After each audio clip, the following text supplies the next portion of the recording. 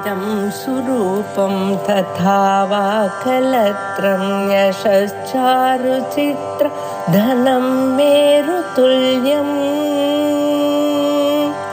मनश्चेन लग्नं गुरोरङ्घ्रिपद्मे ततः किं ततः किं ततः किं ततः किम् सोमपो मृतपः सोमः पुरुजित् पुरुसत्तमः विनयो जयः सत्यसन्धो दाशार्हः सात्वतां पतिः। सोमपः इति आद्यः शब्दः शून्य धातोः मन् प्रत्यये सोमः इति शब्दो जायते। सुनोति अथवा सूयते इति सोमः। सर्वयज्ञेषु सोमं पिबति इति सोमपः। सोमपः इति नाम भगवतः स्तुत्यर्थं प्रयुक्तः। सोमं पिबति इति सोमपः। यज्ञेषु देवतारूपेण वा स्थित्वा यजमानरूपेण वा स्थित्वा सोमस्य सोमरसस्य अमृततुल्यस्य आस्वादं करोति इति सोमपः इति पदस्य व्याख्यानं क्रियते। सोमपाय नमः। अमृतपः इति तदनन्तरः शब्दः सोऽपि एवमेव व्याख्येयः। अमृतं पिबति इति अमृतपः। अमृतं पिबति। अमृतम् इत्यत्र प्रथमतः मृङ् धातुः तन् प्रत्ययः मृतम् इति शब्दो जायते। तस्य नञ्समासं कृत्वा अमृतम् इति। न विद्यते मृतं यस्मिन् तत् विनाशरहितं वस्तु इत्यर्थे अमृतम् इति शब्दो भवति। अमृतम् इति किञ्चित् रसैव तत्र पुराणेषु वर्ण्यते। तत्र प्रतिनिधित्वेन मोक्षस्य प्रतिनिधित्वेन अयं कश्चन रसः सोमरसो वा अमृतशब्देन गीयते पुराणादिषु।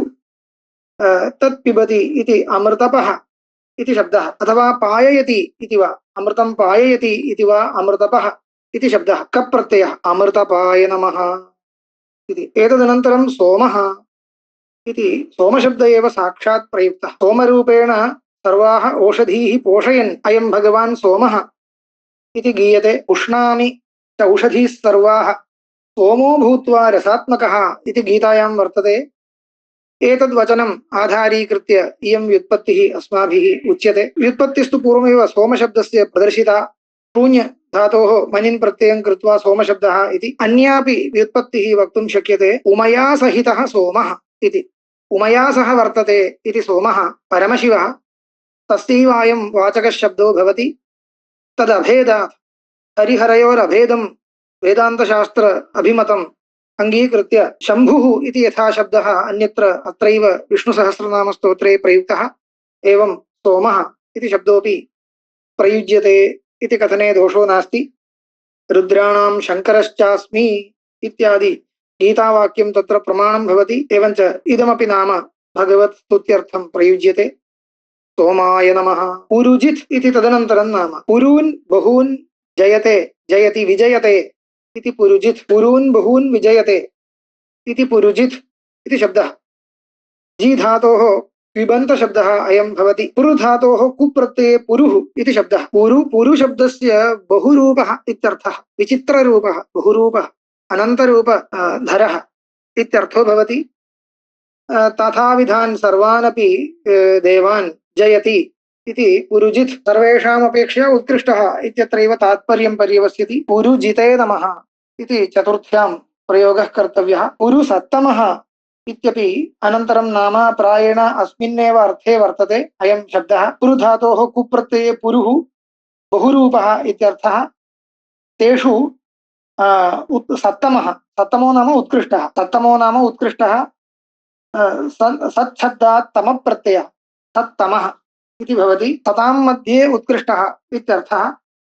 पुरुश्चासौ सत्तमश्चेति पुरुषोत्तमः इति इदानीं कर्मधारे समासं कृत्वा कश्चित् अर्थभेदः अस्माभिः वर्णयितुं शक्यते। पुरुश्च सत्तमश्च इति पुरुषोत्तमः इति भगवतः स्तुत्यर्थम् इदं प्रयुज्यते। पुरुषोत्तमाय नमः।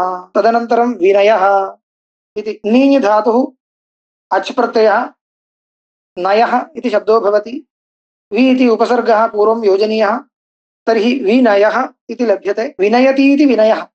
विनयति इत्युक्ते प्रजाः सर्वान् जनान् नयति विशेषेण नयति समीचीने मार्गे आनयति इत्याद्यर्थो लभ्यते विनयः विनयाय नमः इति। तदनन्तरं जयः इति जयति इति जयः समस्तानि भूतानि जयति इति जयः जी धातोः अच् प्रत्ययान्त शब्दः जयः इति जयाय नमः। ततः परं सत्यसन्धः इति शब्दः सत्यसन्धः अयं शब्दः लोके अपि प्रसिद्धो वर्तते। सत्यम् इत्यस्य अवितथम् अनृतरहितं वस्तुगत्या विद्यमानं प्रमाणसिद्धम् इत्याद्यर्थो भवति सत्यम् इत्युक्ते अस्य संकल्पः सर्वोऽपि सत्यो भवति भगवतः इति कृत्वा सत्यसन्धः इत्युच्यते। सन्धान्य धातोः अट् प्रत्यये सन्धा इति शब्दो भवति। सत्या सन्धा यस्य सः सत्यसन्धः इति सत्या सन्धा सन्धा शब्दः सत्यसन्धाय नमः। तदनन्तरं दाशार्हः दाशार्हः अर्ह धातोः अच् प्रत्यये अर्हः इति शब्दो भवति। दंश धातोः कन् प्रत्यये दशा इति शब्दः जायते। दशाम् अर्हति इति दशार्हः तस्य गोत्रापत्यं दाशार्हः इति अण् प्रत्ययः अपत्यार्थे गोत्रापत्यम् इत्यर्थे अण् प्रत्यये दाशार्हः इति रूपस्य सिद्धिर्वर्तते। तत्र तर्हि दशार्हः इति कश्चित् राजा वृष्णिवंशजः राजा वर्तते इति ज्ञातव्यम्। तस्य गोत्रापत्यम् अयं भवति इति कृत्वा दाशार्हः इति शब्दस्तु सिद्धः।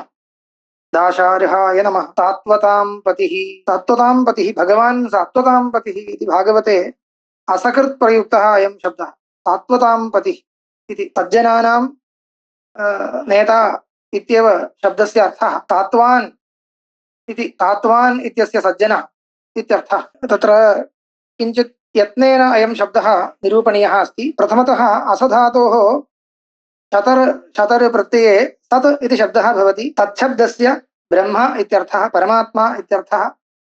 तत् इति परमात्मा उच्यते इति प्रसिद्धम्। अनन्तरं तेषां ततां तत् ब्रह्म येषां महात्मनाम् उपास्यं भवति ते तत्त्ववन्तः तत्त्ववन्तः इति ये महात्मानः भक्ताः योगिनः वा ज्ञानिनः ते सत्त्ववन्तः इति उच्यते। एवञ्च सत्त्ववन्तः इति शब्दः प्रथमं निष्पद्यते। अनन्तरं तेषां तन्त्रं सात्वतम् इति शब्दः। तेषां सत्त्ववतां यत् तन्त्रं तत् सात्वतं तत् तस्येदम् इति अण् प्रत्ययः सात्वतम् इति शब्दो भवति। इदानीं सात्वतः इत्युक्ते तस्य प्रयोक्तारः आख्यातारः पुराणादीनां प्रयोक्तारः लेखकाः वा प्रयोक्तारो वा वक्तारो वा ते सर्वे सात्वतः तेषां नेता पतिः इत्यर्थे सात्वतां पतिः इति प्रयोगः इति ज्ञातव्यं। सात्वतां पत्ये नमः इति चतुर्थ्यां प्रयोक्तव्यम्।